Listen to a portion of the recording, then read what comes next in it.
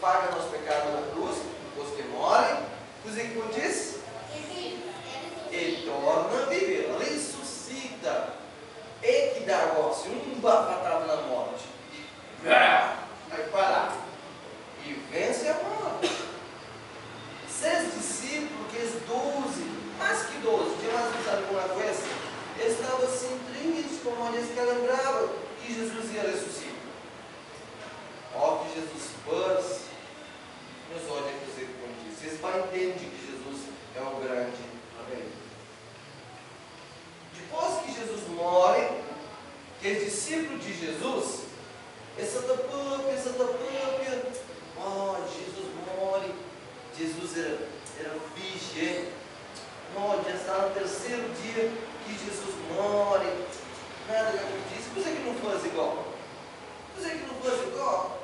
Já está com 3 anos e meio que não está andando com ele, não está servindo, não está trabalhando com ele, não está prega com ele, não está andando, tudo banda com ele. Nossa, coisa que não faz, era uma ficha. E o próprio Pedro está com o João, com o Tiago, aqueles outros lá.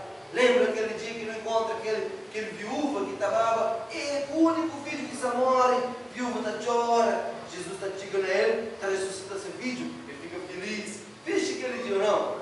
Aí aquele outro fala, ah sim, e aquele outro dia lá, que não encontra com aquele cego ali, que era cego de nascença, que ninguém podia curar aquele alguém. Jesus apanha, cuspe, dá tchum, está apanhando cuspe com terra, está fazendo um barro, está põe onde o moço? Manda ele vai e lava, o que ele lava, e está ótimo. Finge que ele, nossa, é coisa que não fosse. Ele estava desanimado, mas a coisa que acontece, de repente, quem que faz?